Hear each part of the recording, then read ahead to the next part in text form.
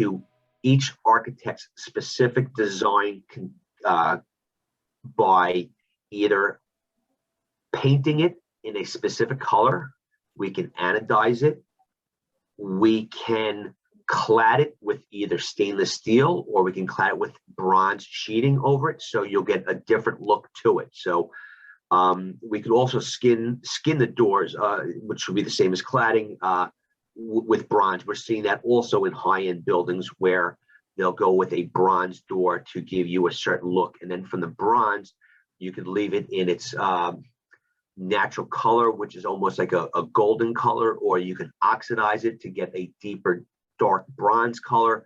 And again, architects have lots of different design intents, so they might want to go with a different type of material that you're going to clad over on.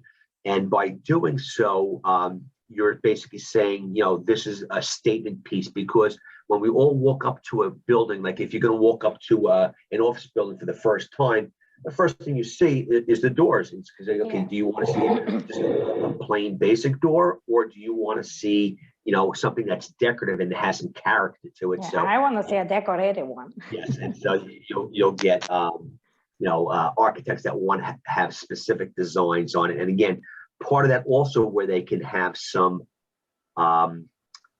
help there with their designs would be with the hardware, which we'll talk about in a second.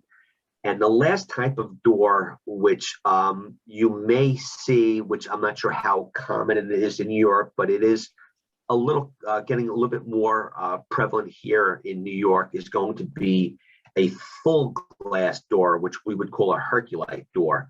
That would have no frame around it. It would just be a large piece of glass, and it would have a pivot mounted to the top of it and a pivot mounted to the bottom of it.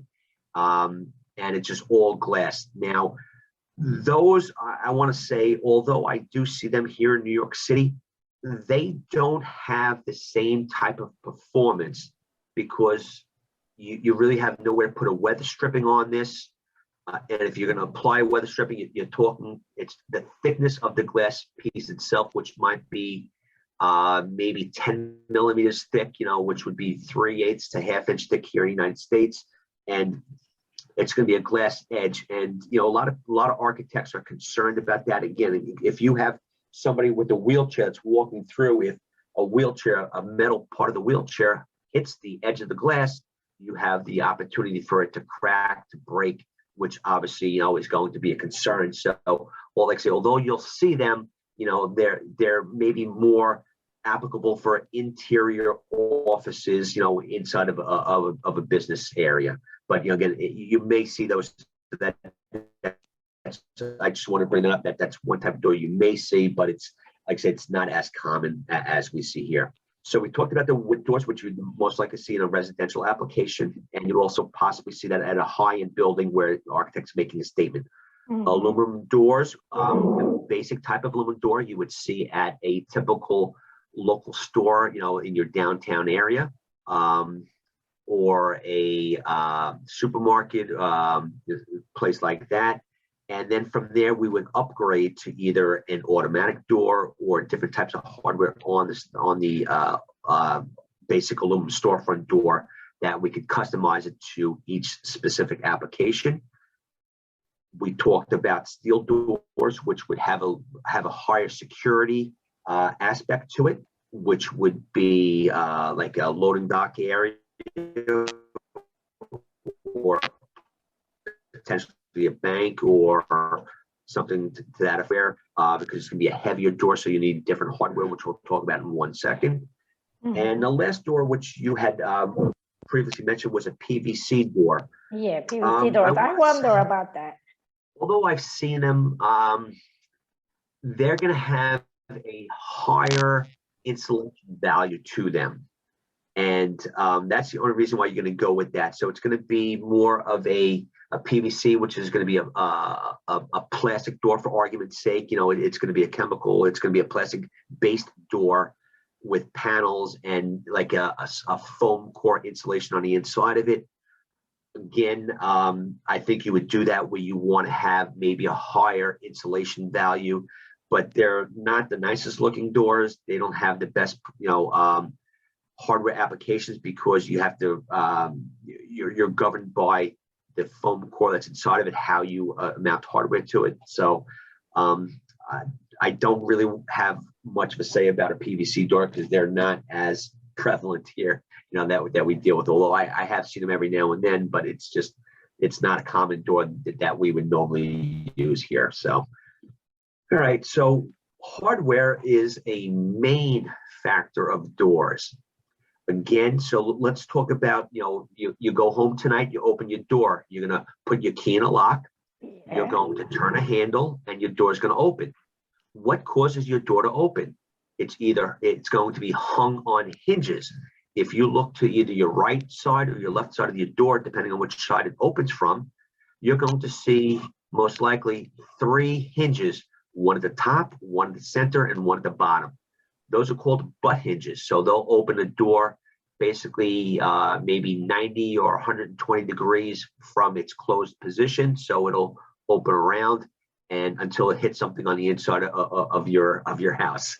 That is going to be the most common way that you're going to swing a door. You would also see these butt hinges on basic aluminum storefront doors as well. It would be, again, the 3 hinges, and either on the right hand, if you want to have a right-handed swing door, or a left hand if you wanted a left-handed swing door.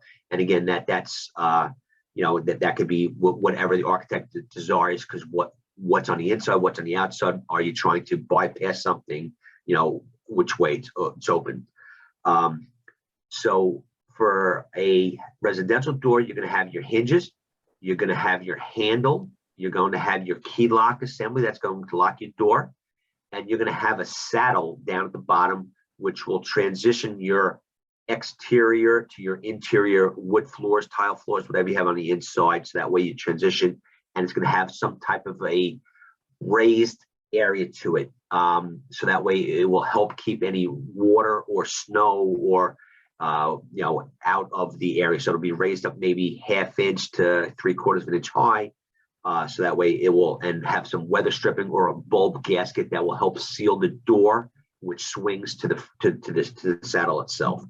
That would be the most common type of hardware you'd have on a residential door. For the rest of the segment, I'd like to talk about commercial doors, because that's going to be where you're going to have a lot more choices of hardware.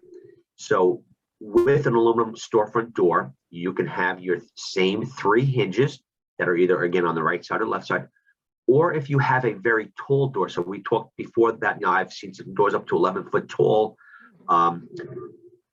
3 hinges wouldn't be enough to support that door if you put a piece of glass in it, because it's going to have a lot of weight to it.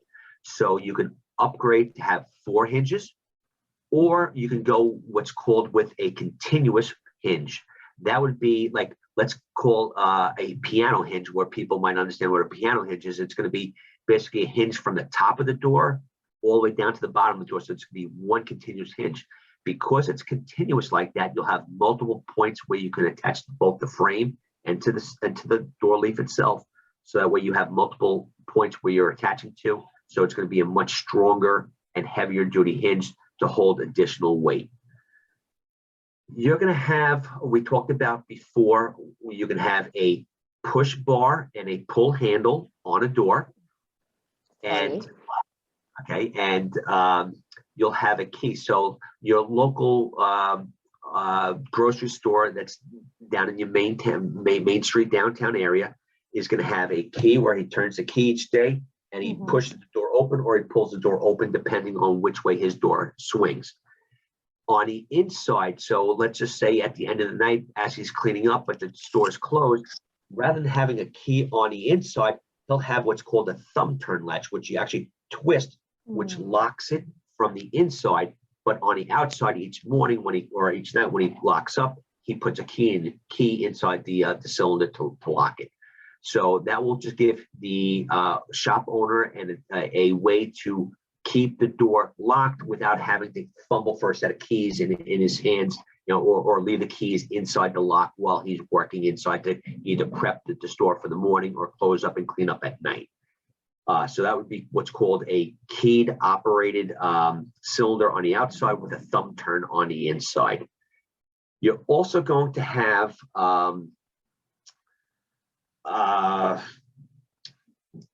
if it's going to be a how do we term this so we all understand? Let's talk about maybe a apartment building. So let's go with a multi-story apartment building. So when you walk in your door at night, they're generally going to have a set of doors that are either going to be automatic or sliding, because at least in New York City, you have to have accessibility for somebody with a wheelchair or a handicap to be able to get into the building. So you'll have an automatic door, which we spoke about before, that has the sensor that senses somebody walking up, that will automatically open the door. So if you're in a wheelchair, you're able to get through the door and into the building. But at night now, if most people want to, or if there's a doorman at the building and he wants to secure the building in the late wee hours of the night, he wants to be able to maybe lock the door so that way only the inside sensor works. So if somebody's leaving the building, they're able to get out, or God forbid there's an emergency in the building and all the tenants need to get out, it automatically opens from the inside. So that sensor, he can turn the switch so that only the interior sensor works to get people out of the building. But what happens if somebody's coming home from a late night out at the pub with their friends and they need to get into their... So at that point, the doorman or the concierge of the building would have a button at his desk where he can buzz it that only lets open for that one time. So that would be an addition to the sensor that's on the outside of the building. So although at night the doorman would turn off that sensor that reads on the outside, but if he does see somebody coming up to the building, he pushes a button and that overrides the lock, so that way the doors will open. So, but what happens if the doorman happens to fall asleep in the middle of the night? What do we do at that point? So you're outside. Okay, so what we're seeing a lot more now are what's called card readers.